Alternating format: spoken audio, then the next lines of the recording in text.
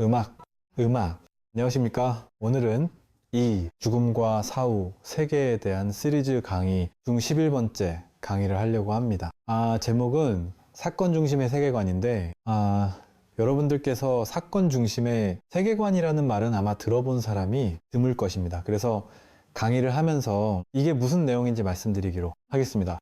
우선 윤회에 대해서는 사람들이 세 가지 정도의 그 이유를 들어가지고 윤회량은 없다고 비판을 합니다. 하나가 신경과학적으로 생각할 때 윤회는 말이 안 된다는 얘기입니다. 왜냐면 신경과학적으로 보면은 우리의 그 인식이라든가 정신, 작용이란 것은 두뇌에서 일하는 건데 죽으면 두뇌가 없지 않습니까? 그 두뇌가 없는데 그때 뭘 기억한다는 것도 이상하고, 또 어린아이가 전생을 기억한다고 하지만은 전생이란 거는 어린아이가 태어나기 전에 이 얘기를 기억한다는 건데, 아니 어린아이 두뇌가 만들기 전에 있었던 일을 그 아이가 어떻게 전생을 기억하는가, 그게 말이 안 되느냐, 이런 얘기입니다. 상당히 과학적으로 보면은 강력한 비판이지만은 이미 지난 강의에서 제가 인간의 의식은 두뇌를 떠나서도 활성했다는 사례를 말씀드렸습니다. 좋은 예가 펠레이놀즈와 그 다음에 브루스 그레이신이 체험한 홀리라는 학생의 유체 이탈입니다. 그리고 제 10강에서는 이안 스티븐슨을 비롯해서 여러 사람들이 수집한 사례를 설명할 수 있는 개념이 뭐냐를 물었습니다.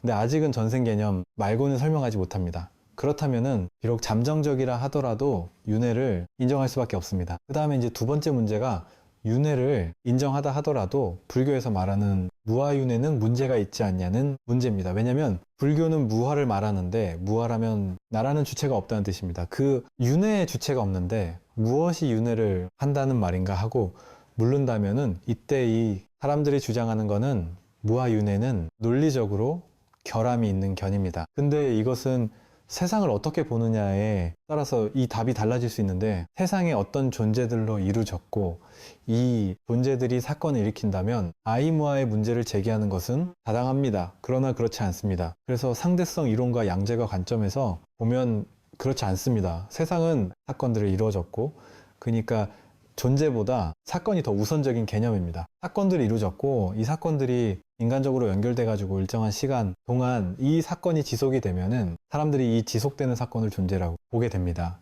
이것은 개념적으로 처음 둔 사람은 이해하기 어렵기 때문에 앞으로 자세하게 설명을 드리겠습니다. 그리고 이 문제는 무략자들의 견해를 제가 소개할 겁니다. 그 다음에 무아, 윤회와 관련돼서 또 한 가지 더 문제가 뭐냐면, 무아를 설한 부처님은 윤회를 설하지 않았다고 주장하는 사람도 있습니다. 부처님이 윤회를 설했지만 그것은 당시 인도인들이 모두 윤회를 믿고 있었기 때문에 불교의 가르침을 펴기 위한 방편으로 그냥 유례를 설한 것이라고 주장하는 사람도 있습니다. 부처님의 윤회를 설하지 않았다고 주장한 사람들은 제가 생각하기에는 니까야 등 초기 경전을 읽어보지 않은 사람입니다. 초기 경전에는 윤회에 관한 부처님의 설법이 무서히 나옵니다. 부처님의 윤회가실이 아니지만 방평상 어쩔 수 없이 윤회를 설했다는 것은, 이거는 성자를 모독하는 말입니다. 성자는 목숨을 잃을지언정 진실 아닌 것과 타협하지 않습니다. 그 다음에 기억과 윤회인데요. 윤회를 사실이라고 인정하다 하더라도 보통 사람은 전생을 기억하지 못합니다. 그렇다면 윤회가 우리 삶에 무슨 의미를 갖는가, 이런 뜻입니다. 예를 들면 비록 윤회가 사실이 하더라도 전생에 어떤 사람이 살았던 그 인연으로 인해 가지고 오늘날 내가 태어났는데 나는 그 사람을 지금 모릅니다. 그리고 내가 지금 무슨 일을 했는데 이 업보로서 미래에 누가 태어난다 할지라도 미래에 그 사람이 나를 모르고 나도 그 사람을 몰라요. 그러면 윤회를 한다는데, 우리가 이 현실 세계에서 살아가는데 윤회의 개념이 도대체 무슨 쓸모가 있는가, 이런 것이죠. 여기에 대해서는 이렇게 말씀드리고 있겠습니다. 우리 의식이 두뇌에 갇혀 있을 때는 성장하면서 전생을 잃게 됩니다. 그런데 칼륨을 비롯해서 임사체험자들은 하나같이 지나간 시간의 삶을 주마같이 순식간에 다 경험한다고 합니다. 참고로 말씀드린다면은 티베트 불교에서는 두뇌에서 해방된 의식을 바르도라고 하는데, 이 바르도 상태에서는 누구나 전생을 기억한다고 합니다. 그리고 이런 면에서 윤회의 본질이라든지 바르도를 진지하게 연구하는 그 신경과학자도 있으니까 우리가 기억을 못한다서 윤회가 의미가 없다는 말은 꼭 맞는 말은 아닐 수가 있겠습니다. 그래서 이런 준비를 하고 나서 이제 업과 윤회에 대한 부처님의 설법을 들어보죠. 아, 요거 쌍유따니까야 새 번째 품아들 없음이 경 나오는 건데, 신구의 삼원 몸과 입과 마음으로 짓는 세 가지 업이 것이야말로 자신의 것. 그는 그것을 가지고 다니 업이 항상 나를 따라다닌 거죠. 그림자가 몸에 붙어다니 그것이 그를 따라다닌다네. 공덕이야말로 저 세상에서 무삼들의 의지처가 되리. 그 부처님은 저 세상이란 말이 우리가 사후세계를 말하는 거죠. 사후세계나 윤회를 이렇게 말씀을 하셨습니다. 그 다음에 두 번째, 예를 들면 부처님의 설법을 들으면 어리석은 자는 몸이 부서져서 죽은데 또 다른 몸을 받는다. 그가 다시 몸을 받으면 그는 생로, 병사와 슬픔비 근심 절망에서 벗어나지 못한다. 그는 괴로움에서 해탈하지 못한다. 윤희한다는 뜻이죠. 근데 현명한 이는 몸이 부서져 죽은 뒤에 다른 몸을 받지 않는다. 그는 생로병사와 슬픔, 비근심 절망에서 벗어난다. 그는 괴로움에서 해탈한다. 무슨 뜻이냐면은 유리한 삶이라는 것은 마치 업이 컴퓨터 프로그램처럼 우리의 생각과 마음을 조종한다는 뜻이죠. 그 어브, 프로그램의 같은 삶이라는 뜻인데, 요거는 우리가 그 영화 그 매트릭스에 비교하면은 그 인공지능이 만든 어떤 프로그램 속에서 사람들이 살아가는 것과 비교한다면 뭐 어브의 프로그램을 매트릭스에 불러도 괜찮겠습니다. 그래서 이렇게 업비 프로그램에 갇힌, 삶에도 희로애력이 있지만은 이 사람이 아무리 그 속에서 즐거움을 느낀다 할지라도 이 사람이 매트릭스에 갇힌 줄을 알면 거기에서 벗어날 겁니다. 예를 들자면 영어 매트리스에 보면 이런 게 나오죠. 인공지능이 프로그램으로 가상현실을 만듭니다. 그 가상현실이라건 그냥 프로그램 속에서 만들어진 세상이죠. 그 인간의 두뇌에다가 그걸 이식해가지고 사람들은 자기가 가상현실 속에 살면서 자기 현실에서 자유롭게 사는 줄 알고 있습니다. 그런데 실제로는 인공지능들이 사람을 그렇게 길러갖고 사람이 가축을 기르듯이 사람을 길러가지고 사람 몸에서 생체 에너지를 뽑아 쓰는 거예요. 그러면 이렇게 말씀드리겠죠? 우리가 소나 돼지나 닭을 아무리 맛있는 거 주고 즐겁게 한다 할지라도 그 소나 돼지와 닭의 운명이라는 것은 이미 사람이 잡아먹는다는 목적에서 기르는 것이니까, 가축을 위해서 행복한다 하더라도 소돼지 닭이 행복할 리가 없죠. 바로 업에 갇혀 사는 사람도 마찬가지 운명이라는 것이 그런 것이기 때문에 이게 바로 불교 유인의 행입니다. 현실 생활에서 내가 아무리 즐겁고 기쁨을 느낀다 할지라도 그것은 사실은 업비 프로그램에서 그냥 갇혀서 살면서 만들어진 어떤 꿈과 같은 삶이기 때문에 거기에서 벗어나서 정말 절대 자유를 맛보라. 그게 불교의 바탕이거든요. 그 부처님이 이런 설법을 지금 하신 겁니다. 그 다음에 쌍육다니까야. 다섯 번째, 쿰나이경에 보면 이런 말입니다. 미세한 물질 세계에 사는 무삼도, 비물질 세계에 사는 무삼도. 그래서 무삼은 중생을 말하는 거죠. 그러니까 세계 무색게 사는 사람들도 괴로움의 소매를 알지 못하여 다시 태어남으로 복귀하는 것이네. 그러니까 불교는 우리가 살고 있는 현세만 있는 것이 아니라 여러 가지 세상이 있다고 보는 거죠. 그래서 생욕계, 세계, 무색계인데 우리 욕계 사는 거죠. 욕계에서 인간이라는 인간계에서 사는 건데 여기 아닌 천상의 세계, 무색에 사는 중생들도 궁극적인 괴로움의 소매를 알지 못하기 때문에 결국은 돌고 들어서 다시 윤회를 하게 된다, 이런 뜻입니다. 그래서 괴로움의 소멸은 보통 열반을 뜻하는데 보통 열반과 해탈을 같은 뜻으로 사용하지만은 부처의 설법에서는 둘을 구별해서 사용할 때도 있습니다. 참고로 말씀드리고요. 그 다음에 수행성들이요. 이 윤회는 시작을 알 수 없다. 무명에 덮인 중생들은 가래. 속박되고 유전하고 윤회함으로 그 최초의 시작을 알 수 없다. 그 윤회의 시작을 알 수 없다고 합니다. 그 윤회하는 자에게 시간과 시간의 시작과 끝이 없음을 떠나는 거죠. 즉 가래에 덮인 중생들은 영원히 나고 죽고 한다는 겁니다. 그러니까 가래에서 벗어나서 맑은 마음으로 해탈할 때 비로소 그 고리가 끊어진다는 거죠. 자, 여기서 이런 말을 할 수 있습니다. 무아인데 누가 어떻게 영원히 나고 죽을까? 무아윤회에 관한 문제는 우리가 12강에서 살펴보도록 하고, 일단 부처님이 이런 설법을 했다는 것만 우리가 알아듣기로 하겠습니다. 그 다음에 손톱 끝에 경에 보면 쌍유 때니까 번째 손톱 끝에는 이런 말이 옵니다. 인간으로 다시 태어난 존재들은 적고 인간이 아닌 다른 세계에 태어난 존재들이 훨씬 많다.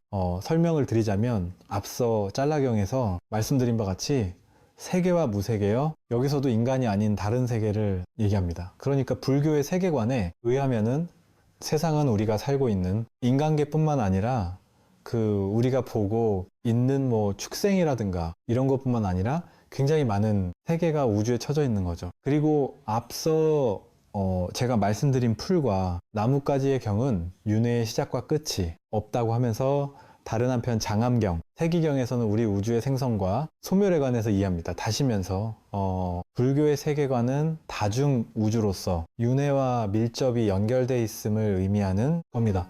그 다음에 무상의 경에 보면 이런 설법이 납니다. 물질은 무상한 것이다. 자변고기한 자들은 이와 같이 보아서 물질에서도 시하고 시에 떠나고 시에 떠나면 사라지고 사라지면 해탈한다. 그가 해탈하면 해탈했다는 궁극적인 알미 생겨나서 태어나면 부서졌고 정정한 삶은 이루어졌고 해는 다 마쳤으니 더 이상 유해하지 않는다라고 분명히 안다. 자, 이 밖에도 부처님이 윤회를 설하는 경제는 무수히 많은데 제가 여기서 특별하게 무상한 경을 소개한 거는 물질은 무상한 것이라는 걸 말씀드리고 싶었습니다. 우리가 볼 때 물질이 무상하지 않습니다. 여기에 컵도 물질이고 우리가 보는 바위나 돌이다 변하지 않고 거 있잖아요. 그게 어떻게 변해서 사라집니까? 그런데 불교에 의하면 그런 거는 사실 우리의 마음, 우리 업에서 그렇게 있는 것처럼 만들어진 겁니다. 그래서 그것이 사라진다는 건 아까 제가 말씀드릴 때 존재 중심이 세계관이라는 말씀인데 존재가 있어 사건을 만들냐 이런 말씀 드렸는데 어떤 존재가 있다고 생각하는 것이 사실 우리의 착각이다. 이걸 여기서 제가 말씀드려서 드리고 싶어서 한 것이고 12강에서는 자세히 말씀 또 드리겠습니다만은 이번 11강에서도 저 뒷부분에선 제가 물질이 무상한 것에 대한 설명을 물약적인 관점에서 설명을 드리겠습니다. 그 다음에 아까 제가 말씀드리기를 윤회를 부정한 사람들 중에는 부처님이 윤회를 설하지 않았다는 말도 있고 또는 윤회를 설했지만 방편으로 설했다는 말씀을 드렸는데 그렇지 않습니다. 우선 쌍유 때니까만 하더라도 존재의 다발 모임이라고 해서 22번째 품에 있는데 거기에 150개 경쟁이 납니다. 그 150개 경쟁에서 58개 경이 바로 윤회를 설합니다. 제가 그런 건데 58. 개의 경이라는 것도 직접 윤회라는 말이 나오는 것이 그렇다는 뜻이지. 윤회를 암시하는 말들, 예를 들며 전생이나 현세와 내라거나 죽음과 태어남과 같은 말이라는 것 보면 58개보다도 훨씬 많습니다. 그러니까 이렇게 불교 경전에 부처님이 윤회를 설하는 경전이 많이 있는 겁니다. 그런데 부처님의 윤회를 설하지 않았다는 것은 뭔가 우리가 받아들일 수 없는 견해죠. 그다음 윤회에 대한 언급은 경마마마 다 나오는데 법경에도 있습니다. 법궁에도 계속 이루어진 423개 가운데 모두 31개가 나옵니다. 그러니까 부처님은 곳곳에서 인간이 바르게 살아야 되고 어떻게 살아야 되는 걸 말씀하실 때 윤회와 결부시켜서 말씀드렸으니까 이런 말은 될 수 있어요. 윤회가 잘못된 개념이니까 불교가 잘못된 걸 가르친다고 하는 말은 있을 수 있지만은 부처님의 윤회를 설하지 않았다는 것은 잘못입니다.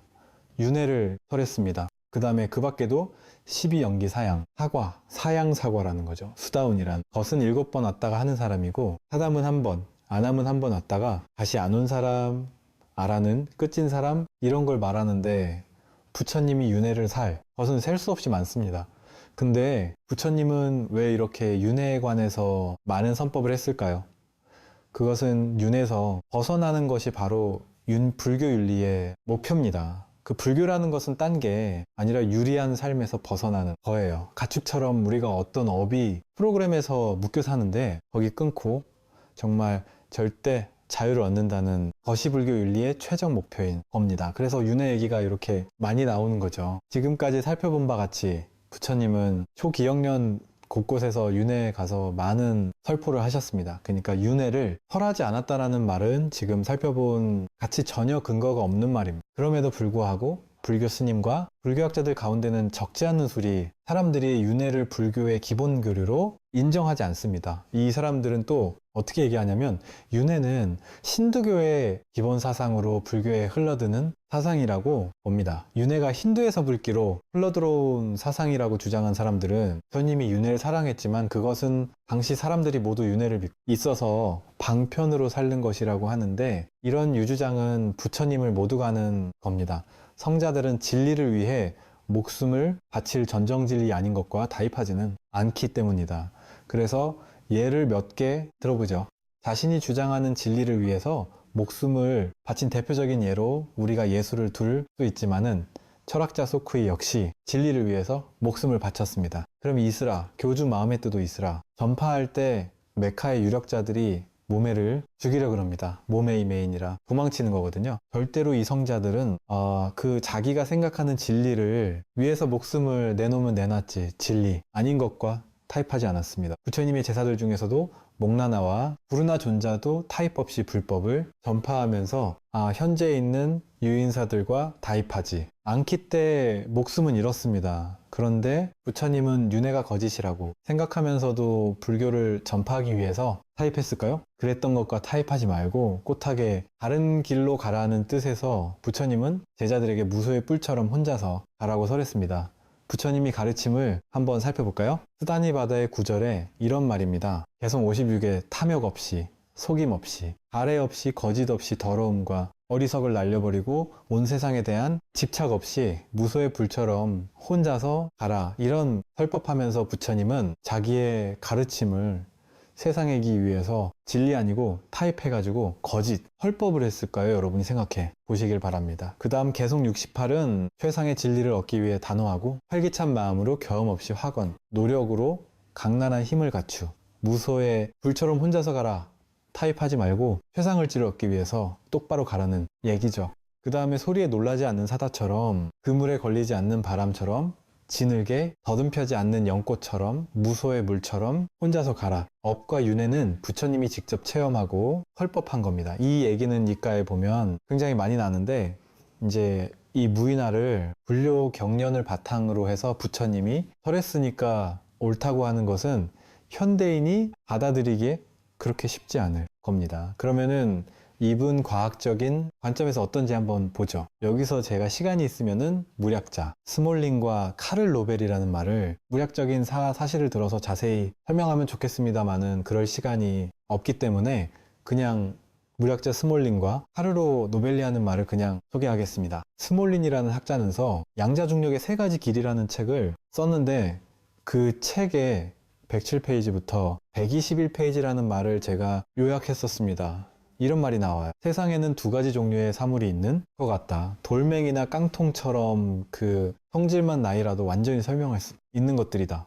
다른 하나는 과정으로서 이해할 수 있는 것이다. 사람이나 문화 같은 존재는 단순한 사물이 아니라 시간에 따라 전개되는 과정들이다. 세상에는 무엇이 존재하는 것처럼 보인다. 무슨 뜻이냐면, 그냥이 허블 돌멩이라 그러죠. 이 돌멩이라고 볼 때 제가 돌멩이를 딱 들어보면서 이 돌멩이의 색깔, 크기, 모양 이런 것만 말씀드리면은 여러분들이 돌멩이, 그게 그런 돌멩이 있구나 하고 안다고 생각하죠. 그런데 그걸로써 알 수 없는 것입니다.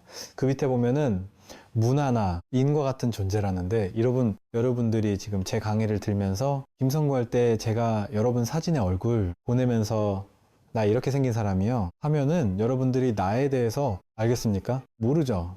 제가 어디서 자랐고 어떻게 자라왔으며 어디서 무슨 공부를 했고 그동안에 무슨 일을 했고 어떤 일을 하다가 지금 이 죽음에 대한 강의를 한다 하는 말을 자세해야 저 김성구라는 사람이 그런 사람이구나 하고 이해를 하겠죠. 그와 같이 시간에 따라서 전개되는 과정을 말해야 되는 존재도 있습니다. 그러니까 세관이 세상에 이게 2가지가 있는 것처럼 보이는데, 지금 스몰린이 할 말은 그렇지 않다는 겁니다. 사물. 이렇게 어떤 것과 가정으로 나눠 보석은 착각이다. 어떤 것이란 영어로 그러는데 존재라는 뜻이죠.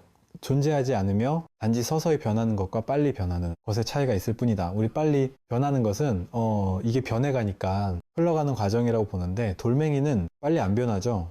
그러니까 100만 년쯤 지나야 조금 변하죠. 그렇지만 시간 무략적으로 볼 때는 오랜 시간이 걸리면 이것도 변해서 사라진다는 뜻입니다. 그래서 여기 이런 말 했습니다. 어떤 것이란 존재하지 않으며 단지 서서히 변하는, 것과 빨리 변하는 것의 차이가 있을 뿐이다.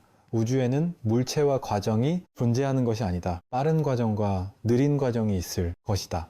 적어도 물리학적으로 보면 스몰린이 한 말은 사실입니다. 우주가 물체로 구성되어 있다는 환상은, 여기서 말하는 물체란 말은 존재를 말하는데 어떤 존재, 불변의 존재죠. 구성 때 환상은 고전 역학을 구성하는 바탕이 됐다. 그러니까 고전 역학이라는 것은 우리 보통 사람들이 경험하는 그 세계와 우리의 사물의 인식 방식하고 딱 맞기 때문에 우리가 그냥 경험, 세계에서 볼 때는 세상은 고전 역학으로 설명이 될 것 같아요. 그런데 그렇지 않다는 거죠. 그건 착각이라 그랬어요. 환상이라 그랬어요. 그래서 현대 물리학의 양대 기둥이라고 할 수 있는 상대론과 양자론은 우리 우주가들의 역사라고 말하고 있다. 운동과 변화가 주된 것이다. 운동과 변화가 주된 것이란 말은 뭐죠? 불교에서 말한 무상을 말하는 거죠. 그러니까 물리학적으로 보면은 여기 컵처럼 어떤 돌멩이나 다이아몬드 같은 걸 칩시다. 불변해. 어떤 것이 있는 것처럼 그렇지 않게 시간이 가려면 이 편 변해요. 그러니까 재행무상이죠. 그래서 스몰린이 이렇게 말합니다. 근사적이고 임시적으로 말하는 것이 아니라면 세상에 존재하는 것은 아무것도 없. 이건 흘러가중인데 이 변해가는 과정인데, 그 중에 한 토막이 우리가 경험하는 우리 인간의 세상에서 볼 때 변하지 않는 것처럼 어떤 존재가 있는 것처럼 보일 뿐이에요. 과정이라는 건 뭐죠? 사건의 연속을 말하는 거죠. 그리고 이제 우리 불교에서 용수, 보살이 죽는 관사제품기에서 인형소생법을 공하고 또 그것을 가명이라 부른 것 같은 뜻입니다. 무슨 뜻면은 세상은 연기적으로 돼 있기 때문에 이것과 저것이 서로 상호 의존적이에요. 이것이 있으면 저것이 있고 저것이 있으면 이것이 있기 때문에 독자가 존재하는 건 아무것도 없습니다. 독자적으로 존재하지 못하는 것을 우리가 존재하는 걸 실체라 그러는데, 세상에는 실체가 있는 것이 없어요. 그렇기 때문에 그걸 실체가 없는 것을 공이라 하거든요. 그리고 그것을 가명이라 불렀는데, 실체가 없지만은 이 컵을 없다. 그럴 순 없잖아요.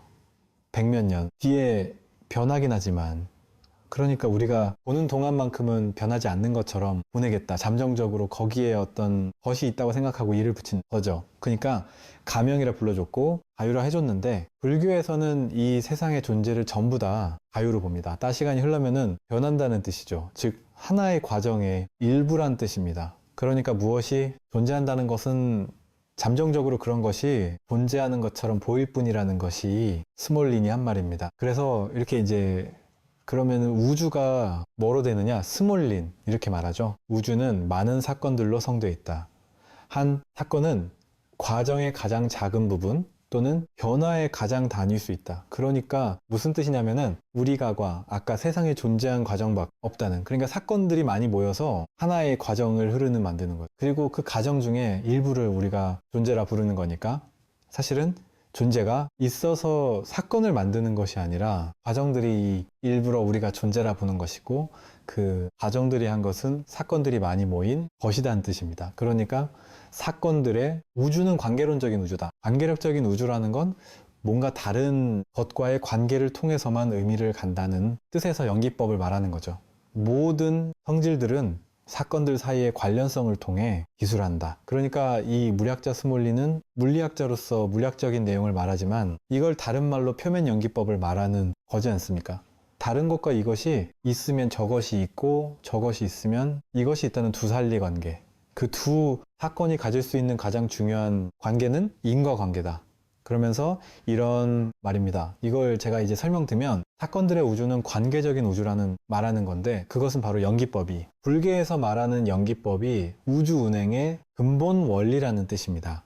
물리학자가 바로 연기법을 지금 설명한 거는 마찬가지예요. 그 카리로 로벨리라는 학자는 이렇게 말합니다. 그 책을 2번 썼는데, 하나는 보이는 세상은 실제가 아니다. 우리가 보이는 세상은 우리가 볼 땐 이것이 그다 있는 것처럼 보이는데 이것은 사실 그대로가 아니라는 뜻입니다. 그러면서 그 책 136페이지에서 이런 말입니다. 사물이 있어서 관계를 맺는 것이 아니라 관계가 사물의 개념을 맺는다. 우리 생각에는 내가 있고 어떤 것이 없어서 이 둘 사이에 어떤 관계가 맺은다는데, 그런 것이 아니고 둘 사이의 관계 때문에 사물이라는 개념이 생겨났다는 뜻입니다. 그래서 그러면서 이런 말이죠. 양제학의 세계는 대상들의 세계가 아니라 사건들의 세계다.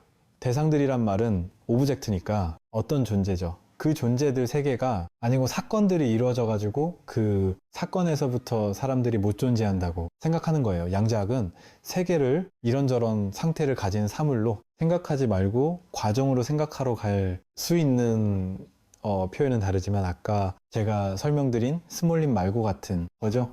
어떤 사물로 되었다고 생각하지 말고 과정으로 생각하라. 과정이란 말은 사건이 계속 변해가면서 마치 바다에서 파도가 치면은 그 파도가 사라지면서 다시 새로운 파도가 생겨나고 또 그 파도가 생겨나면서 새로운 파다가 나면서 계속 파도 치는 것처럼 그 사건이 계속 연속적으로 일어나는 그런 과정이라는 겁니다. 이 세상은 이제 설명드리면 시간 흐르지 않는 책이라는 것은 또 카를 로베가 쓴 책인데 여기에 10페이지에 이런 말입니다. 과거는 정해졌고 미래는 열려있고 하지만 이 모두가 틀린 것으로 들어왔다. 시간의 특징적인 양상들 하나하나가 우리 시각이 만든 오류와 근사치대다. 그러니까 이건 상대성 이론에 의해서 시간이라는 것은 우리가 알지만은 그래서 길이가 시간의 길이와 공간의 길이가 뭐 길어지기도 하고 짧아지기도 한다는데 요건 그것만 말하는 것이 아니라 사실은 시간의 개념이라는 것 자체가 양자에서 나온 개념이란 뜻입니다. 그러니까 시간과 공간도 사실은 만들어진 개념이라는 그런 뜻입니다. 그래서 물리적인 세상이 사물로 존재자들 이루어졌다고 생각할 수 없다. 이게 아주 뭐요? 불교에서 말하는 무아는 마찬가지잖아요. 무아가 실체가 없는 거라니까 세상은 그렇게 작동하지 않니다. 반면에 세상이 사건이 네트워크라고 생각하면 작동한다. 사건들이 많이 모인 것이야. 작동한다는 뜻. 가족도 사물이 아니라 관계와 사건 느낌은 총체다. 그렇다면 인간은 어떨까? 즉 나라는 존재 어떨까? 당연히 사물이 아니다. 어떤 존재가 아니에요. 산유에 걸린 구름처럼 음식, 정보, 빛, 언어를 비롯한 수많은 것들이 들어가고 나오는 복잡한 프로세서, 복잡한 과정이란 뜻입니다. 이것을 불교적 용어로 바꿔 말하면 인간이라는 색수상, 행식이 복잡하게 얼견오치원이라. 그죠? 불교에서는 그 색수상 행식을 온이라 부르고 그 온에 욕탐 있는 것은 오천이라 그러는데 우리 인간이라는 것은 결국은 오천에 불과하다. 여러 가지 요소들 그 물질이나 느낌이나 우리 생각이라든가 의지라든가 그 사물이 인식하는 이것들이 섞여 있는 오치원에 불과다 이런 말입니다. 그러니까 그 카르 로베르가 말한 대로 여러 가지 정보가 드나드는 복잡한 프로세스이란 뜻이죠. 하지만 하나의 과정이란 뜻입니다. 그 오천이라는 것도 과학적으로 보면은 그래서 모든 것이 하나의 과정이라면 거기에 어떤 실체가 있을 수 없습니다. 사물 간의 관계 변에 따라 오직 사건이 진행만 있을 뿐입니다. 불교에 이런 말이 있습니다. 자밤경 제1의 공경에 보면 이런 말입니다. 유보이 무작자이 말은 번역하면 업보는 이때 업을 지은 자가 없다는 뜻인데 원령 이해할 수 없는 말이죠. 세상이 존재로 이었다고 보는 존재 중심의 세관을 보면은 이해할 수 없어요. 업을 진 존재가 없으니까. 그러니까 그렇지만 스몰린과 로벨린 말 통해서 이해할 수 있죠. 왜냐하면 오비 사건 이어졌어요. 그냥 그것이 계속 이어져 가지고 흘러와 가정으로 흘러왔다는 뜻입니다. 사건이 흥미해서 어떻게 존재하는 개념이 나올까? 우리는 사건이라는 개념은 어떻게 생각하냐면은 여기 존재가 두 개 있고 제 주목을 두 개의 당원이라 생각하죠. 당국은 두 개 존재잖아요. 당공이 딱 부딪히면 붓사건이 일어나죠. 그러니까 존재가 사건을 만든다고 생각하는데 꼭 그런 것은 아니고 사건이라는 것은 계속 사건이 생겼다가 사라지고 새로운 사건이 이런 것처럼 파도처럼 이 파도처럼 일어나는데 그럼 그걸 우리가 사건의 흐름이라고 본다면은 사건의 흐름에서는 이러한 사건 하나는 사라집니다. 그 먼전이라는 파도가 사라지고 새로운 파도가 생기듯이 그지만 이 사라진 사건이 온일에서 새로운 사건이 일어나죠. 이렇게 사건이 일어났다. 사라지고 새로운 사건이 일어난 일이 끝없이 이어집니다. 그건 뭐냐? 인과적으로 사건이 연결됐다는 뜻이죠. 그러니까 인과적으로 연결된 사건이 일정한 시간 동안 지속되면 사람들은 그 사건의 흐름을 어떤 존재가 일정한 시간 동안 존속하는 것을 보게 됩니다. 그게 바로 세상에서 말한 존재입니다. 그래서 요거를 제가 비유적으로 좀 한 번 더 설명을 드릴게요. 등불을 생각하면 돼요. 우리 등불이 있으면 등불이 계속 할 때 그 등불이 있는 것처럼 보이죠? 그렇지만 그 등불은 뭐예요? 아침에 나왔던 가스는 타는 것은 불꽃이 났다가 사라지고 새로운 불꽃이 나 가지고 그 사건이 탄다는 사건이 계속 이어지잖아요. 이어지는데 우리 눈에 보기에는 불꽃이라는 존재가 있는 것처럼 보이죠.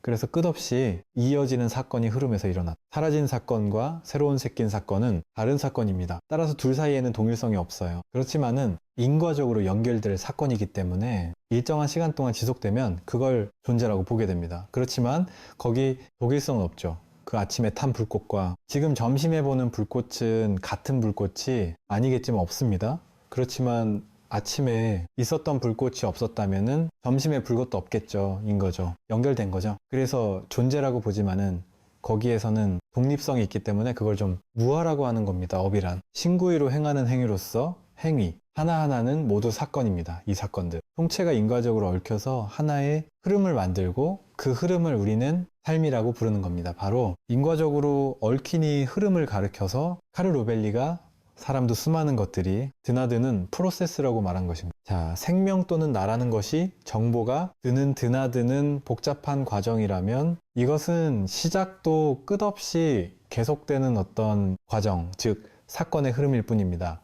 이 사건이 흐르면은 동일성은 없어요. 앞에 이런 사건과 그 다음에 이런 사건 쌓이는 같은 사건이 아니기 때문에 그렇지만은 인과로 연결됐기 때문에 연속성이 있습니다. 그 동일성은 없지만 연속성이 있는 거, 그것이 바로 무아윤회입니다. 무엇이 있어서 어떤 윤회를 하는 주체가 있어서 그 사람들이 뭐 태어나고 죽은 것이 아니라 계속 사건이 이어지는 거죠. 그 동료성은 없지만 연속성이 있는 것, 그것이 바로 무아윤회입니다. 그래서 사람들이 문제 삼는 무아라면 나라는 것이 뭔데? 누가 윤회를 한다는 말인가 따라서 무아는 논리로 모순된다고 했는데 그것은 소위 존재중심이 세계관에서 보고한 말이고 지금 물리학자 스몰링과 카르, 로벨링 한 것처럼 물리학적으로 엄격히 따져보면은 존재하는 건 없습니다. 오직 변해가는 과정밖에 없습니다. 변해가는 과정이라는 것은 사건이 계속 이어진다는 뜻이죠. 그래서 동일성은 없지만 연속성이 있는 것이 그게 바로 무하윤의 이치입니다. 그래서 다음 세 강에서 이해는 좀 더 구체적으로 무하연의 의미를 살펴보기입니다. 그래서 태세유수의 배와 타는 등보를 통해서 한 번이 무하윤회를 살펴보겠습니다. 하겠습니다. 오늘 강의 여기서 마치겠습니다. 음악 또 어찌 보면 누구나 너무 쉽게인가를 해줬다 이런 느낌도 있어요. 본문 끝나자마자 야, 넌 가만히 그니까 이랬을 거예요. 거기 그 경전에는 몇 명이 수다가를 증득했고 몇 명이 사다함가를 증득했고 몇 명이 사다 아나함가를 증득했고 몇 명은 아라함가를 증득했다 이런 식으로 얘기를 하시거든요. 본문 듣고 나서 그 말이 이를테면 법문을 듣는 사람들을 이렇게 보고서는 이 자리에 뭔가 야, 이 사람은 이제 퇴전하지 않고 이 공부에 열심히 매진하겠구나 이 흐름에 들었구나 싶으면 흐름에 든자 수다원과 이런 식으로 대충 얘기를 할 수 있었겠죠. 그러면서 그게 쉽게 말하면 이 성품, 마음, 진실, 몸과 마음이 내가 아니다라는 사실, 그걸 어렴풋이 감을 잡은 거예요. 조견, 오원, 개공. 오원은 무아라는 거, 초기 불교. 경전으로 말하면 오는 무아라는 사실을 어렴풋이 왜 부처님께서는 끊임없이 세곤, 수온, 상온, 색수상 행식이 공하다. 또 12처, 18개가 공하고 10비초 18개의 분별 때문에 네가 나와 세계가 있다라는 망상을 할 뿐이지 그건 실제하지 않는다. 너가 어떻게 실제하냐? 몸이 너냐 마음이 너냐 그건 인연 따라 모이고 터지는 것 뿐이지. 불교 교리가 명확하게 부처님 말씀하신 불교 교리가 우리를 완벽한 그 구조를 띄고 있어요. 지금 보니까 12초 18기 12연기 교리를 무아 3법인의 교례를 가지고서 사성제 교리를 가지고서 명백하게 사람을 법문을 통해서 깨닫게 할 수 있는 거예요. 그게 당연히 되는 거예요. 그건 어려운 교회 현학적인 교리 따위가 아니에요. 저도 지금 사실은 법회 때 맨날 쓰고 있는 얘기가 사실 다 그 얘기들이에요. 그 얘기 가지고 조금 더 살붙여 가지고 얘기하고 있는 거거든요. 부처님도 그런 식으로 그 온 12초 18개라는 교리를 가지고 깨닫게 하지 않았을까요? 그렇게 친절하고 자상한 말로 그렇게 한 발 한 발 깨닫게 한 거예요. 그래서 문득문득 몸과 마음이 내가 아니구나라는 진정한 이 몸과 마음이 내가 아니네. 그러면 내가 이렇게 가지고 있었던 모든 탐심, 진심, 치심 그것도 실제하는 게 아니네. 이놈 따라 생겨나는 것 뿐이네. 그럼 거기 내가 사로잡힐 필요가 없네. 그걸 문득 깨닫는 거. 그게 열반이에요. 삼독의 소멸, 묶인 것에서 점점점 풀려나기 시작한단 말이에요. 근데 단박에 풀려나지 않았으니까 우리 선에서도 견성후 보임하듯이 단박에 풀려나지 않았으니까 수다 사다 한 아나한 혹은 견도수도 무학도 견도의 자성 청정심을 한번 본 거예요. 초기 정전의 표현으로 따지면 오니 공하다라는 건 언뜻 감을 잡은 거예요. 그게 한번 보았단 말이야. 안목, 법의 안목을 한번 봤 말이에요. 법을 본 거예요. 그 견도라 그래요. 그 다음에 수도 수행할 수 있어요. 견성후 보임이 말이잖아요. 그 다음 무학 거거든요. 똑같은 얘기를 해요. 근데 아까 말한 수다원, 사다, 아나함, 아라는 수다의 자리에 이 길에 들어선 자고, 아나함, 사다함, 아나함은요 7번 갔다 와야 되는 자 3번 갔다 오면 되는지 한 번만 갔다 오면 끝나는, 자 이 말이에요. 갔다 온다는 게 뭐냐면 분별의 세계로 아직도 7번은 더 왔다 갔다 해야 된다 이 소리예요. 너는 업이 가벼워져서 한 3번만 왔다 갔다 하면 되겠다 이 소리거든요. 그게 곧 업의 무게가 점점 가벼워지고 있다. 즉 선에서 말하는 보임 수행을 통해 사로잡혀 있는 분별, 업식이 점점 가벼워지는 걸 얘기해요. 어떻게 가벼워져요?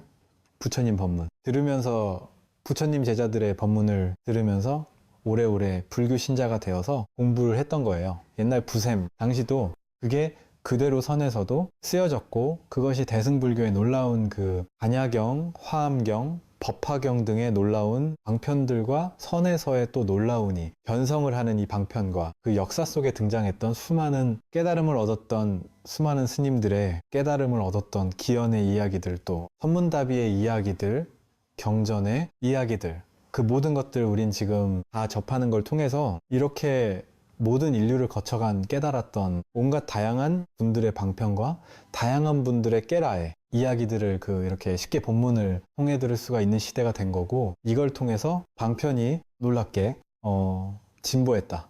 다 방편이 개발됐다. 법은 개발되고 말고 하는 게 아니에요. 좋아지고 말고 하는 게 아니에요. 부처님 당시에 있는 법과 선에 있을 때법과 지금의 법이 똑같으니까, 여러분에 있는 거 석관 부처님에게 있는 거, 우리에게 있는 거 모두 똑같으니까요. 근데 이 방편은 개발될 수 있거든요. 선에서는 극소수의 천재적인 수행자들을 데리고 공부하는 수행이었으니까 조금 어려웠을 수 있어요.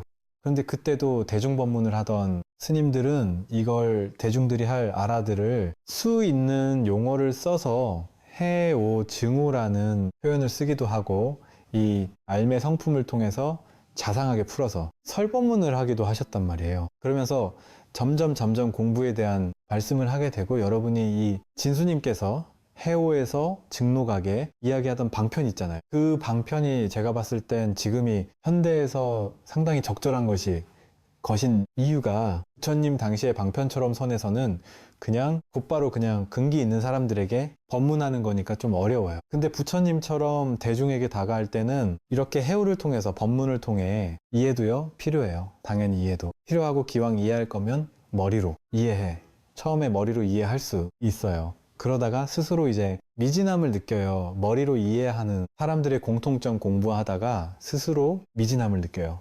그러다가 뭔지 모르게 이거 미진하네 하다가 문득 어느 날 깨달아요. 이런 법문을 듣고 나서는 내가 이 공부를 하는데도 왜 미진한가 했더니, 오늘 본문을 들어 보니까 이게 머리로 이해하기만 했었구나. 그걸 스스로 딱 자각하고 나면요, 그 다음부터 법문 들을 때 머리로 이해되고 안 되고 신경 안 써요. 그리고 자기가 보여요. 자기에게 뭐가 보이냐면, 이 법문을 듣자마자 머리가 굴러가서 이해했는지 아닌지가 보여요. 머리 굴러가는 소리가 자기가 보이고 들려요. 이것도 공부가 어느 정도 된 사람이에요. 한번 굴러가지고 이해됐다. 요거는 이해된 거고, 그거는 공부가 아닌 거예요. 그러면 자기가 깜짝 놀래요.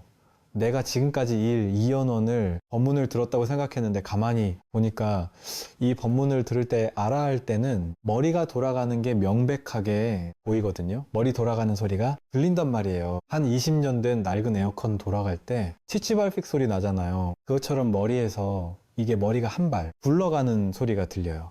자기가 보여요. 그게 그때 내가 머리로 알고 있었구나. 여기서 아는 건 충분히 알았는데 이게 일로 내려오질 않았구나. 그러면 어떻게 하면 돼요? 그걸 깨달았으면 되는 거예요. 깨달으면 돼요. 이제 그때는. 근데 발심은 부족하지 않기 때문에 원인을 알면 된단 말이에요. 괴로움의 소멸은 고집열도거든요. 아직 여전히 괴롭다면, 여전히 미진하다면 아직 괴로움이 남았다는 거잖아요. 그러면 집성제 그 괴로움의 원인이 뭔지만 알면 되거든요. 그럼 손에 공부하는 사람들은 괴로움의 원인이 뭐겠어요? 아, 내 머리로만 알았구나. 그게 자기 스스로 경험적으로 깨달아요. 머리 돌아가는 소리가 들리니까. 그걸 보고 아, 원인을 알았으면 이제는 알면 내려놔져요. 그러면 본문을 듣자마자 곧장 머리로 이해하는 것을 딱 보자마자 바로 그걸 멈춰요. 멈추고 그냥 모음으로 들어요. 그냥 모음으로 들으면 돼요. 애쓸 거 없어요. 노력할 거 없어요. 그냥 까갑한 채로 그냥 들으면 돼요.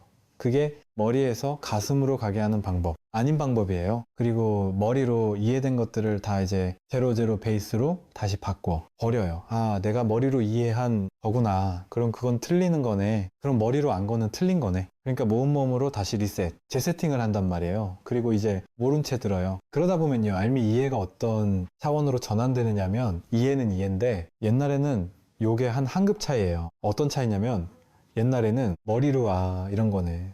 아, 공이 이런 거겠네. 아, 불성이 이런 거겠는데?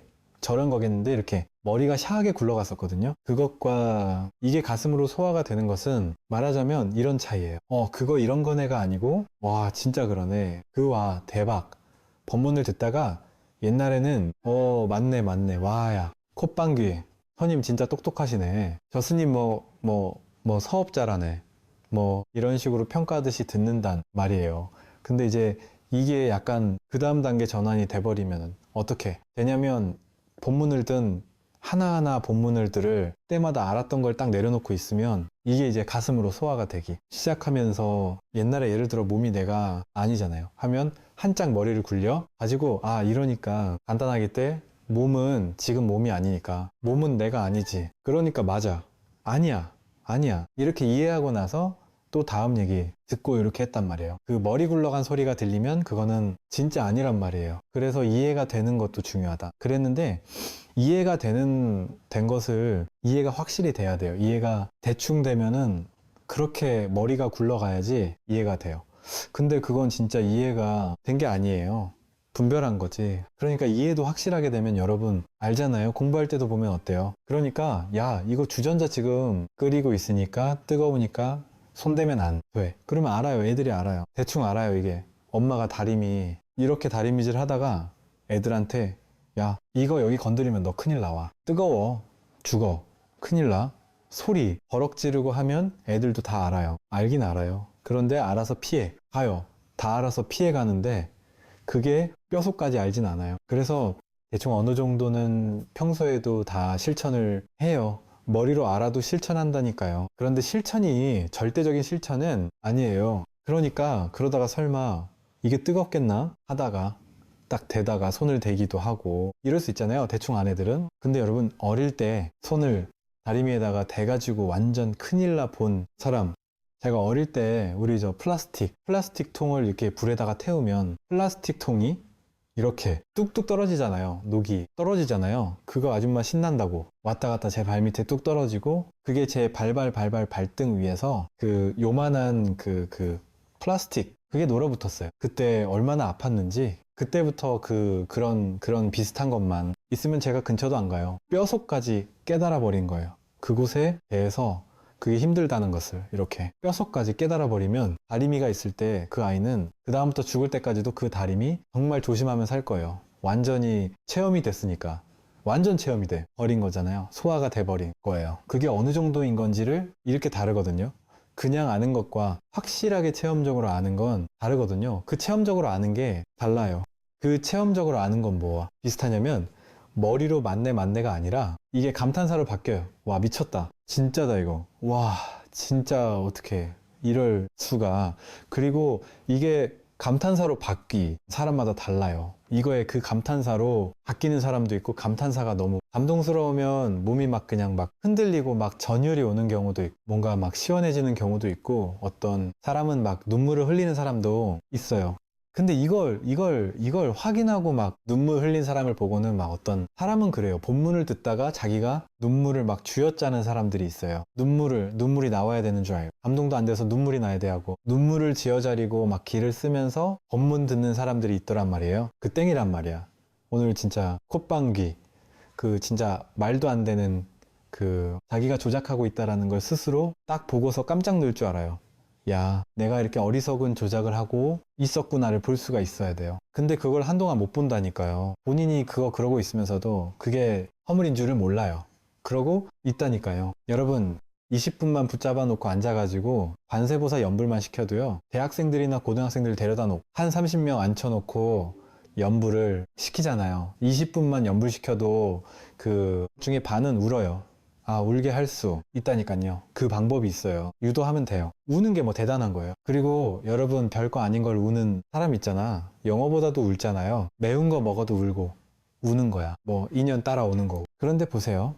여러분들은 이 자리 확인하고서도 울지 않을 확률이 높을 거예요. 또 그다지 어마어마한 막 감동 이런 게 없을 수도 있어요. 왜 그럴까요? 이걸 깨닫고 엄청난 체험이 오는 사람은 그 체험이 세게 오냐 가볍게 오냐는 인과적인 이야기예요. 어떤 원인을 제공했느냐에 따라서 결과가 다르게 나타나. 예를 들어 이런 거요. 이걸 체험했을 때 감동 뭐냐면 괴로움에서 풀려나는데 돼서 오는 감동이거든요. 근데 좀 들게 왔던 사람은 괴로움이 별로 없으니까 그게 풀려나고 나서도 그렇게 감동도 적겠죠. 근데 괴로움이 컸던 사람은 거기서 풀려할 때 감동도 더 크겠죠. 업장이 해결될 때도 마찬가지예요. 업장 소멸할 때도 업장이 너무 컸던 사람은요, 만큼만 소멸돼도 감동을 해요. 근데 업장이 가벼웠던 사람은 별 감동 안 할 수 있어요. 괴로움이 컸던 사람은 이 공부를 통해서 뭔가 작은 체험이 오더라도 온몸으로 막 온몸이 떨리고 막 그냥 별의별 몸으로 체험이 올 수도 있어요. 특히나 몸이 옛날에 아주 아팠던 사람이나 혹은 신체적으로 아팠던 사람이나 아니면 정신적으로 많이 아파서 정신병리적인 어떤 현상에 한동안 고생했던 사람이라든지 이런 사람들은 이 체험이 열 때 되게 강렬한 체험이 열 확률이 높고 체험이 오기 전부터 전조 증상의 체험부터 시작해서 어마어마한 눈물이 오는데 그냥 눈물이 아니고 내가 태어나서 난생 처음 보는 내 몸에서 이렇게 눈물이 많았나 싶을 정도로 이거는 눈물의 질이 다르다 느낌을 스스로가 깨달을 정도의 뭐 이런 것들이 체험으로 같이 올 수도 있고 그런 것들이 어떤 전조전상처럼 불교에서 말하듯이 업장이 확 소멸되고 나야 이 마음을 볼 수 있는 안목이 좀 더 가벼워져. 업장이 가벼워져서 이 마음을 깨달을 수 있는 준비가 된다. 이런 표현을 쓰거든요. 그래서 엄장이 무너질 때 어마어마한 눈물을 돌만한 사람도 있고 다양한 체험이 동반되기도 해요. 그만큼 업장이 두터운 사람들이 그럴 수도 있어요. 이렇게 업장이 두터웠던 사람이 처음이 공부를 접했을 때 그럴 수 있고요. 그런데 그래 업장이 두터웠던 사람들이 옛날에 절에 오래오래 다니면서 기도하고 연불하고 독경하고 수행하고 뭐 심리치유하고 뭐 온갖 수행을 많이 해가지고 이 체험 저 체험 뭐 온갖 체험 수행 기도를 통해 다 해. 봤던 사람들 법문도 다양하게 많이 들어봤던 사람들, 크고 작은 다양한 감동 많이 있었던 사람들, 그런 사람들은 그 사이사이에서 저절로 조금씩 업장이 저절로 무너져 내리고 있었던 거예요. 그러다 보니까 딱 정점을 찍는 체험에 왔을 때 별 감흥이 없어요. 그럴 수 있어요. 그러니까 본인은 어떻게 생각해요? 본인이 깨닫고 나서 나 안 깨달았어요 라고 말해요. 제가 가만히 보니까 이분은 이미 전에 여기에 대한 체험이 있었던 거예요. 근데 지금 계속 본인 체험 안 했다고 하면서 계속 그러더라고요. 그래서 좀 때가 된 것 같아서 몇 가지를 물어봤더니 맞는 것 같아요. 그래서 이게 체험입니다 하고 몇 번을 얘기를 했는데 아니 끝까지 아니래요. 죽어도 아니래요. 그래가지고 계속 설득을 시켜가지고 얘기를 해가지고 이게 법이라고 얘기를 했더니만 나중에 가서 체험 하나도 없었어요. 체험 하나도 없이 와. 어떤데요?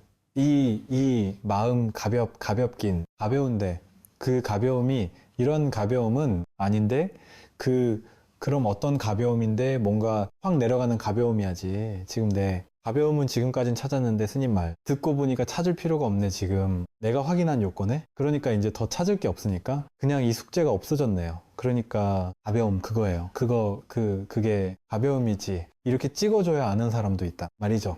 이렇게 공부를 많이 했던 사람이 그래서 업장 소멸이 기도를 통해 수행을 통해 불교의 온갖 공부들을 통해서 업장 소멸이 되고 있다니까요. 법문 듣는 걸 통해서도 나도 모르게 크고 작게 되고 있어요. 이렇게 업장이 큰 사람이 갑자기 불교를 처음 만났을 때 그냥 놀라운 체험들이 일어나거나 감동이 일어나는 거, 그럴 수 있는 거예요. 첫째가 또 두 번째, 경우의 수.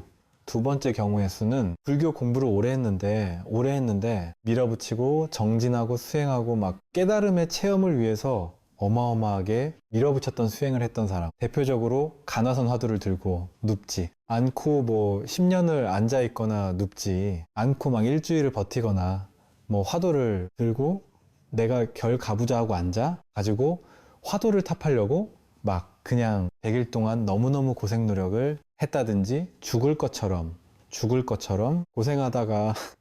고생하다가 해도 안 돼가지고 확 얘랑 모르겠다고 하고 마음을 탁 내려놨을 때 그때 깨달음에 와요. 이렇게 밀어붙이는 수행을 했다라는 원인을 제공하면 그 밀어붙이는 힘이 너무 세잖아요. 그러니까 이렇게 이제 더 이상 밀어붙이지 않아야 되잖아요. 그 얼마나 가벼워지겠어요. 그러니까 가볍다는 느낌이 확 드는 거예요. 더 이상 밀어붙지 않아도 되니까. 부처님도 고행주의를 공부하다가 6년 동안 고행만 했잖아요. 6년 동안 밥 한 털 안 먹으면서 밀어붙였으니까 얼마나 힘들었겠어요. 그러니까 그때 딱 체험할 때 놀라운 체험이었단 말이에요. 근데 딱 부처님께서 안목을 가지고 보니까 6년 동안 밀어붙여 가지고 이런 놀라운 체험이 오는 거구나. 이 체험은 가짜네. 체험이 있든 없든 언제나 있는 게 이게 진짜네. 그래가지고 이제 제자들한테 델다 놓고 뭔 얘기를 했어요? 중도가 진짜 깨달음이더라. 내가 공부해 보니까 너무 쾌락을 해도 안 되고 너무 선정주의 막 해도 안 되고 너무 고행주의 해도 안 되더라. 너무 선정주의나 고행주를 하면 거기에 따르는 과보가 나타날지 언정. 그거는 본래 우리 성품에 원래 깨달음 그거를 감먹는 거더라. 그 진짜 공부는 중도지. 애쓰고 노력하는 게 아니다라는 소리예요. 치우치는 안 된다는 게 뭐예요? 과도하게 노력하면 안 된다. 그거 치우친 거잖아요. 과도하게 고행하면 안 된다. 치우친 거거든요. 과도하게 좌선하느라고 오랫동안 앉아있고 이것도 안 된다. 그거 치우친 거거든요. 이거 하는 거 그것도 치우친 거예요. 저거 하는 것도 치유. 그래서 불교는 방법이 없는 거예요. 길 없는 길. 왜? 길을 갈 필요가 있어요. 방법을 쓸 필요가 있어요. 지금 여기서 내가 여지 없는 부처라면 부처가 부처한테 가기 위해서 뭘 써야 돼요? 지금 부처인데 그냥 부처줄을 보면 되죠. 그래서 중도를 다르게 말하면 지관이라고 해요. 멈출지자. 분별하던 걸 멈추기만 하면 되지. 분별하는 걸 멈추기만 하면 본래 이 성품은 본래 관이야. 지관. 본래 이렇게 혼이 아래 성품, 봄의 성품, 깨달음의 성품, 깨어 있음의 이 성품이 이게 우리의 본래야. 근데 생각 때문에 그걸 못 보고 있었던 겁니다. 이렇게 얘기하는 거예요. 그 생각만 멈추면 저절로 보고 있다. 우리는 허위 비추고 있다. 이 비추는 성품. 이게 나다. 성경에 시편에 이런 말이 있어요. 고요하라. 그러면 네가 하나님임을 알 것이다. 고요하면 내가 부처라는 걸, 내가 신이라는 거를, 내가 본래 부처라는 걸 보는 거예요. 그걸 깨닫게 되는 거예요. 그걸 알게 되는 거예요. 고요함의 조건밖에 없어요. 분별을 멈추는 그 고요함이 뭐예요? 지관할 때지고 분별을 멈추세요 하는 게 멈추라는 거예요. 선정할 때 정. 그게 그 고요함이에요. 그러니 그렇게 과도하게 밀어붙이는 수행을 하면 밀어붙인 그 과보 때문에 밀어붙인 문제가 해결됐으니까 얼마나 가벼워지겠어요? 더 이상 이제 안 밀어붙여도 되니까 더 이상 10년 동안 높지 않지 않고 이제 등에 따뜻한데 등 대고 자도 되니까 얼마나 좋겠어요. 이제 더 이상 수행 안 해도 되니까요. 여러분 한 10년 동안 몇 년 동안 여러분도 옛날에 많이 해 보셨죠? 몇 년 동안 매일 같이 아침 저녁으로 기도해 보는 분들 계실 저 집에서 1시간 2시간 기도하고 3기하고 금강경 3333독이나 7하고 연불 30분 하고 108배 하고 뭐 신묘장구 대다라니 100독하고 그러면 한두 시간 지나가요. 그럼 절에 가서 이제 도반도로 얘기하다 보면 딴 도반이 보니까 나는 1시간 기도하는데 저도 도반은 2시간을 기도한대. 그럼 또 경쟁심이 생겨요. 그러면 나는 또 더 세게 해야 되겠다 하고 너 비극기도 몇 번 해봤어? 너 삶 몇 번 해봤어? 나는 한 번 해봤는데 저저 도하는 3번 해. 봤다 이러면 남들이 우와 이러면 뭐 저렇게 해나 보다 하고 그걸 공부 알았단 말이에요. 그러면 여러분 100일 기도할 때 기억 있죠? 100일 기도할 때 느낌이 어떠냐면은 좀 막말로 하면 좀 심하게 얘기하면 저는 대학 할 때 100일 기도할 때 느낌이 어땠냐면요. 감옥에 갇혀 있는 사람 같아가지고 일기도 끝날 때쯤 그 해방감 있잖아요.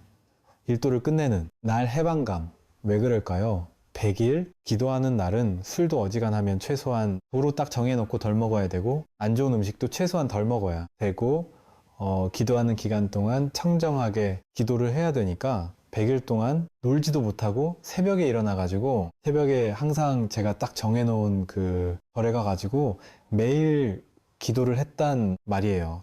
추운 날 너무나 맨날 거기가 기도를 해야 되고 그러니 밤 늦게 잘 수도 없어요. 친구들하고 술 먹은 대학교 때 얼마나 술 먹고 싶어요? 그것도 못하고 100일을 지키니 이게 얼마나 힘든 일이에요. 이게 정말 죽을 일이란 말이에요. 얼마나 괴롭겠어요? 근데 일기도 그걸 하고 있다가 100일 기도 끝나는 날 99일 100일 되는 날막에 해탈리더라고요. 아, 기도 끝나는 게 해탈리더라고요. 진짜. 근데 그때는 이런 말을 못했죠. 신심 없다 소리 듣죠. 그래, 이런 얘기하면 신심 없다 소리 들어요. 방편에 불교를 불교하는 입장에서는. 근데 스님이 돼가지고 이런 얘기를 법상 앞에서 해보세요. 미친 놈이죠. 근데 그게 방편에서 보면 미친 소리예요, 지금 제 말이. 근데 근본법에서 보면 기도를 하는 것과 안 하는 게 다르지 않아요. 왜 기도를 해야 돼요? 내가 부처 아닌 줄 아까 부처 되려고 기도하는 거 아니에요. 진실을 말하면, 이게 좀 충격적인 진실을 말하면 부처가 되려고 하는 모든 노력은 부처 되는 걸 방해해요, 사실은. 그런 측면이 있단 말. 이 말은 어떤 말이냐면 모두에게 해당되는 말 아니에요. 방편이 필요한 사람한테는 수행을 열심히 해야 업장 소멸이 돼서 공부가 되죠. 이렇게 말해야 돼요. 그런데 이제 방편으로 어느 정도 업장 소멸이 되고 어느 정도 공부가 되어가지고 이제 마지막 하나 딱 찍어주면 이 사람은 깨닫겠다 싶은 사람 있잖아요. 공부, 근계가 높은 사람. 그 사람에게는 이제 더 이상 밀어붙이는 걸 멈추도록 이끌어줘야 돼요. 부처님이 6년 고행하다가 도저히 안 돼서 탁 내려놨듯이 탁 내려놓게 주는 때가 된 사람에게는 이런 법문을 해야 되는 거야, 수행하는. 아니다. 그 모든 수행을 내려놔라. 다음, 글귀에 절관이란 말이, 절관. 절 달마스의 절관론도 있잖아요. 모든 불교에서는 수행하는 사람한테 뭐라 그래요? 관해라 이러잖아요. 관수행해라 이러잖아요. 윗바 하나 해라 이러잖아요. 그 얘기는 대부분의 99% 사람에게 관해라 이렇게 얘기해야 되는 거예요. 그런데 마지막 공부 단계에 이른 사람한테는, 그러니까 이 사람이 이제 더 이상 관이라는 수행이 필요 없는 사람에게는 관을 끊어줘야 돼요. 절관. 관을 딱 끊어서 관수행을 하는 거, 그거 아니다. 그거 관수행했다가 너 깨닫지 못한다. 그래야 그 사람이 여태까지 애지중자든 관을 딱 끊을 거 아니에요. 충격적으로 가능했다가 너 깨닫지 못한다고 해야지만 스승이 그렇게 얘기하면 딱 끊어 미련도 없이 끊을 거 아니에요. 그러니까 이런 방편을 쓰는 거예요. 관도 필요 없다 하고 수행하는 거 아니다 하고, 왜 수행하고 있느냐 하고 수행하는 사람을 혼내는 이런 방편을 쓰는 거예요. 그런 옛날 선사 스님들이 수행하는, 사람들을 욕하는 거 보면 앉아서 오랫동안 수행하는 사람 보고서 넌 이렇게 왜 이렇게게 이르냐 이러고 욕을 한단 말이에요. 그리고 그 옆에 임재가 맨날 쿨쿨 누워 잠만 자고 있단 말이야. 참선도 안 하고 맨날 누워 자고 있는데, 야, 저 보이냐? 저 임재는 저렇게 정진을 열심히 하고 있는데 뻐프하게 앉아가 정진하는 스님한테 맨날 이렇게 깨울리게 이 미친 짓이 하고 있다고 그렇게 얘기를 했다니까요. 일반적인 분별로 이해할 수 있는 말을 하는 게 아니에요.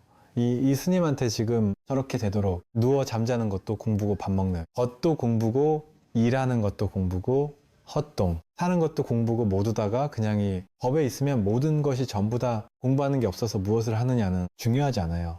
삶에서 무엇을 하든 전부 다 이 속에 있으니까요.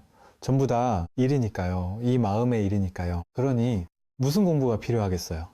그런데 그래도 스님 그거는 어느든 공부된 사람한테 그러는 거잖아요 라고 말하겠잖아요. 그죠? 아니라니까요. 그거는 방편의 공부가 전부 알고 하던 사람에게 이런 방편을 쓴다는 얘기고, 선을 공부하는 사람들한테는 곧바로 이 최종의 깨달음을 설해주는 거예요. 그럼 너무 어려우니까 어떤 상태가 돼요? 모르는 상태가 돼요. 아, 모르겠다 괜찮아요, 잘하는 거예요. 모르겠다 하고 그냥 끝까지 버티기만 하면 돼요. 그게 수행이에요. 모르겠다 하고 알면 아는 대로 그냥 머리로 어느 정도 알겠네 이러면 아는 건 아는 것들 엎어려 드세요.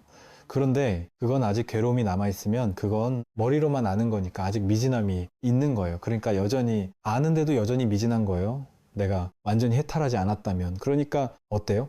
이 마음을 한번 확인한 사람도, 뭔가 미진한 감이 있는 사람도, 그래서 내가 뭔지 모르게 이걸 알 것 갔다가도 모를 것 같다가 뭔가 왔다 갔다 하는 것 같기도 하고, 잡았다 놓쳤다 같기도 하고, 어떨 때니 안목이 맞네 하고 그냥 막 오늘은 법문 듣고 집에 가는데 막 시원하고 막 기분 좋고, 내가 막 깨달은 것 같아. 기분 좋았다가 분명히 지난주 그랬는데 이번 주는 또 스님이 지난주는 그거예요.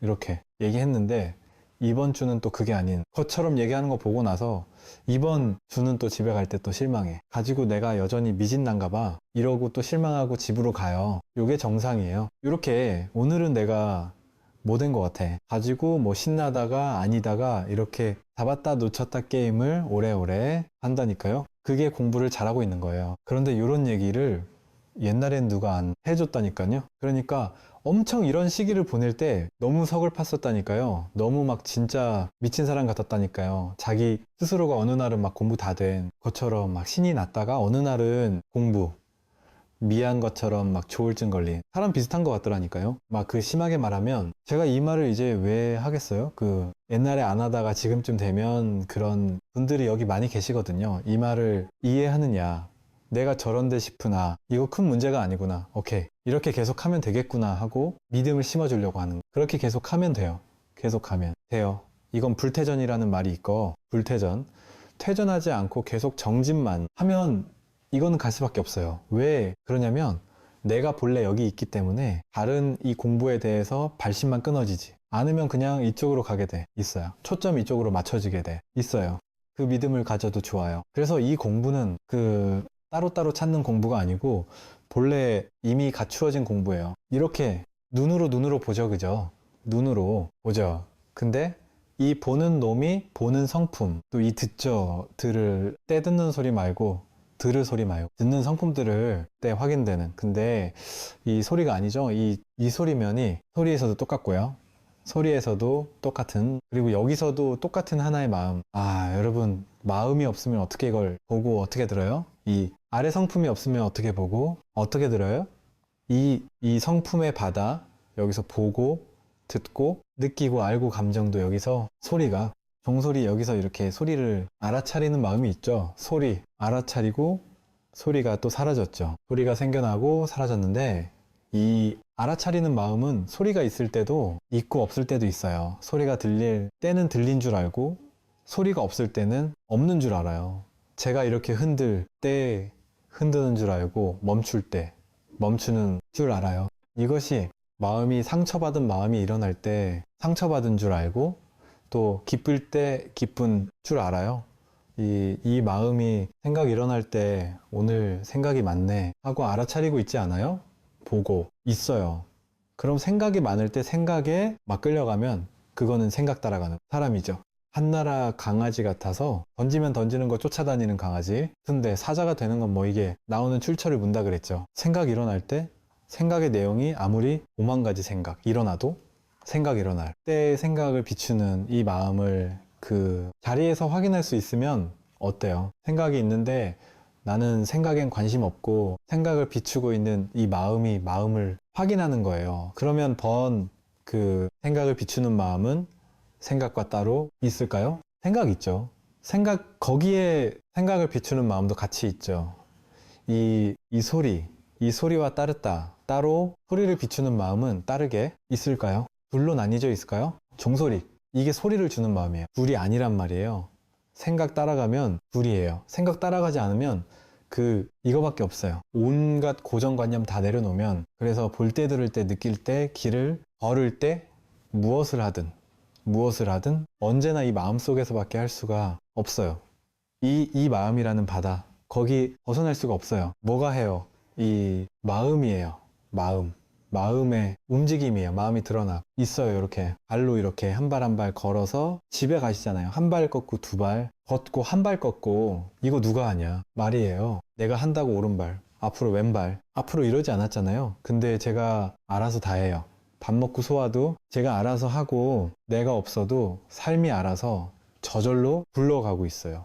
근데 나라는 아상은 그 중계 방송하는 애요. 중계 방송하는 애. 옛날에 제 동생하고 노이하고 맨날 장난치면서 놀 때 이런 장난을 쳤어요. 나는 나는 누나를 내가 조정할 수 있어. 내가 누나 움직이는 걸 다 통제하고 다 조정할 수 있어. 그럼 누나가 무슨 소리야? 너 절대 못해. 이래요. 나는 내 맘대로 해. 난 네가 조정 못해 이래요. 그럼 누나가 조정 못해 이래.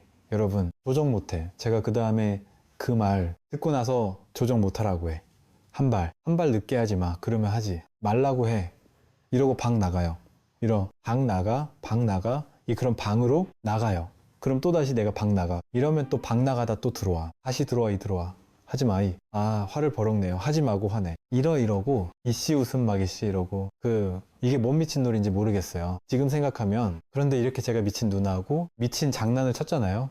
근데 얘도 미쳤는데 그걸 보고 화를 내는 누나도 이 말에 끌려다닌 거죠. 그죠? 이 아무것도 아닌 거에 끌려다니잖아. 말에 끌려다니잖아요. 보세요. 누나는 그냥 여기서 말도 하고 왔다. 갔다도 하고 다 하고 있어요. 근데 내가 옆에서 괜히 누나가 일어났는데 일어나 이러고 앉은데 앉아. 이러면은 얼마나 어이가 없어요. 말도 안 돼 미친놈만이. 얘가 우리 생각이 지금 우리를 대상으로 그러고 있다니까요. 여러분이 배고파서 밥 먹었어요. 그런데 생각은 뭐라고 속상했는 줄 아세요? 내가 밥 먹었어. 이렇게 말해요. 여러분이 인연이 저절로 낮에 심심한 걸 먹어서 저녁 때 뭔가 매콤한 걸 먹고 싶었어요. 그 인연이 시킨 거예요. 근데 생각은 뭐라 하냐면 나는 오늘 매운 걸 먹고 싶네. 그래요. 내가 먹고 싶다고 생각해요. 생각으로 얘가 이미 일어난 걸 보고서 중계 방송한 거예요. 미친 거 아니에요? 그리고 여러분이 그냥 공부를 그만큼 해서 그만한 대학을 갔단 말이에요. 근데 생각은 그래요. 야, 너 고등학교 때, 내가 공대학교 열심히 공부해서 이 대학을 기어이 가고야 말았어. 나는 대단해. 이렇게 말하는 거예요. 원래 갈만해서 간 거예요. 그냥 그게 자기 업이라서 그 대학을 간 거예요. 그 대학에서 만날 친구들이 있었고, 그 친구들을 그 대학에서 만났던 거예요. 근데 중계방송 한단 말이에요. 자기가 2년 따라갈 만해서 갔는데, 내가 노력해서 이 대학 갔어. 거기 나를 개입시킨단 말이에요. 아까 여러분 제가 눈이랑 같이 장난치던 그 놀이 들었을 때 웃겼죠. 저 진짜 말도 안 되는 저런 장난을 쳤구나 싶잖아요, 우리가. 그러고 산다는 게 얼마 웃겨요. 우리도 한 템포 느리게 그냥 따라다니면서 그런 장난을 친다니까요. 그리고 그 생각이 진짜 내 거라고 생각해. 나라고 생각해요. 그러니까 분별심은 이렇게 장난질밖에 안 해요. 쓸데없는 망상 가지고 나를 통제할 수 있다고 여기고, 그러면서 과거가 그랬듯이 미래도 내가 내 맘 내 뜻대로 나를 통제할 수 있다고 여겨요. 나는 건강할 수 있어. 난 이럴 수 있어. 저럴 수 있어. 심지어 타인도 내가 저정 통제할 수 있다고 생각해요. 남편도 내 아내도 자식도 내 맘대로 할 수 있다고 생각하거나 이래야 돼, 저래야 돼 하고 세상이 이렇게 돼야 돼, 저렇게 돼야 돼 하고 내가 통제할 수 있다고 생각해요.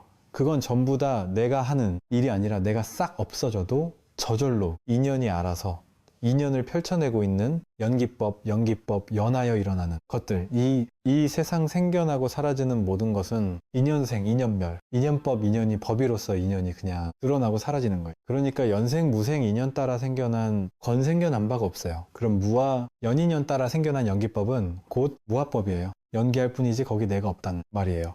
그럼 지금이 나는 누구냐? 가짜 나라니까요. 가짜 나를 진짜 나인 걸로 내가 기어이 빡빡이면서 얘가 나야 하고 이 몸이 나야 하고 집착하고 있는 게 그 아상에고의 농간이에요.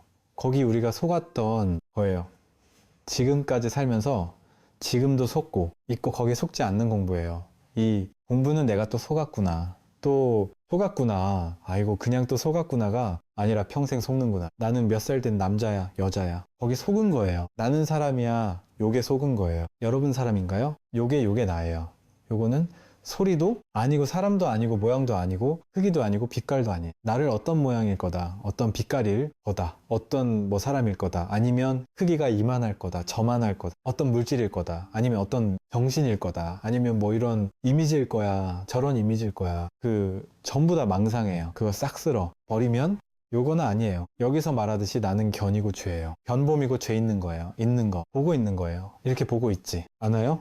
이렇게 봄, 이렇게 드러남, 이렇게 알미 이렇게 있잖아요. 이게 나라니까요. 몸이 나라는 생각을 자꾸 하니까 이게 날 거라고 상상을 못 하는 거예요. 또 있으면 이렇게 있잖아요. 뭐가 있는지 몰라요. 근데 뭐가 뭔지 모르는 데 있다는 건 확실하죠. 여러분이 지금 이대로 못 깨달았어도 지금 부처요라고 얘기를 하면 안 믿어지죠. 그죠? 지금 부처라고 얘기를 하면 여러분이 아니에요. 그 수긍이 안 되잖아. 인정이 안 될 거 아니에요. 근데 여러분 입으로 멀쩡하게 자신만하게 인정할 수 있게 해드려 볼까요?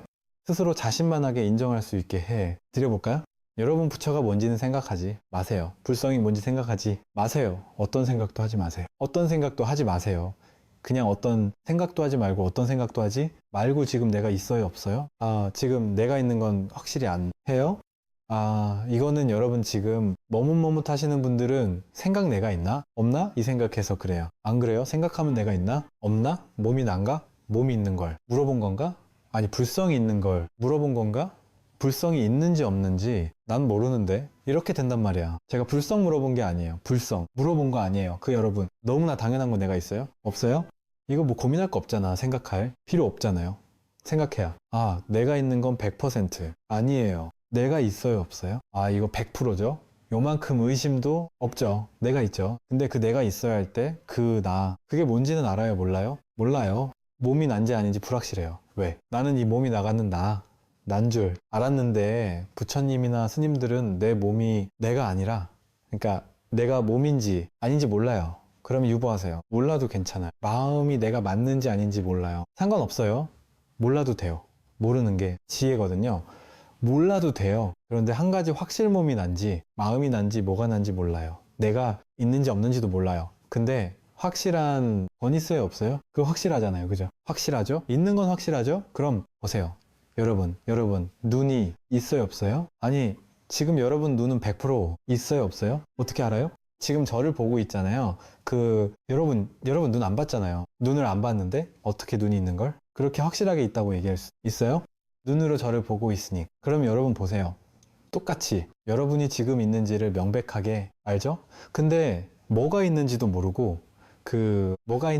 내가 누군지도 모르고 아무것도 모르는 데 있는 건 분명해요. 근데 그 있는 걸 봤어요? 안 봤어요. 눈으로 보지도 않았어요. 있는 걸 소리 들었어요? 안 들었어요? 그 있는 게 어떻게 생겼는지 알아요? 몰라요. 그게 있는 것 같지도 않고 없는 것 같지도 않고 그것도 몰라요. 있는 게 뭔지도 모르는데 이것이 있는 건 확실하죠. 이렇게 확실하잖아. 있다는 게 있으니까 뭔가 이걸 듣고 있는 놈이 있잖아요. 내가 누군지 모르는 데 있는 건 확실해요. 눈이 있는지 모르지만 보는 걸 통해 눈을 확인하듯이 이렇게 자기가 확실해요. 있어요. 이게 자기죠. 그건 명백하잖아요. 그러니까 내가 누군지 모르겠어요. 부처가 뭔지 불성이 뭔지 모르겠는데 불성이 있는 건 확실하잖아요. 그게 불성이에요. 그 확실한 거, 내가 불성해요. 내가 진짜 진정한 진짜 나가 뭔지 모르겠네. 이렇게 확실하게 있단 말이에요. 있으면 된 거 아니에요? 왜냐면 이게 그 있음이 확실한 게 이 공부지 견성이지. 그거 죽을 때까지 볼 수 없어요. 알 수 없어요. 만질 수 없어요. 크기가 어떤지도 알 수 없고 부처님도 모르고 저도 모르고 아무도 몰라요. 그리고 견성은 뭐가? 견성이냐? 알지 못한다라는 것이 확실하면은 그게 견성이에요. 그게 깨달음이에요. 모르잖아요. 그죠? 알지 못하죠. 그런데 있는 건 확실하죠. 명백하잖아요. 이 자기 부처가 종소리? 부처님들 집에 잘 돌아가십시오. 하겠습니다.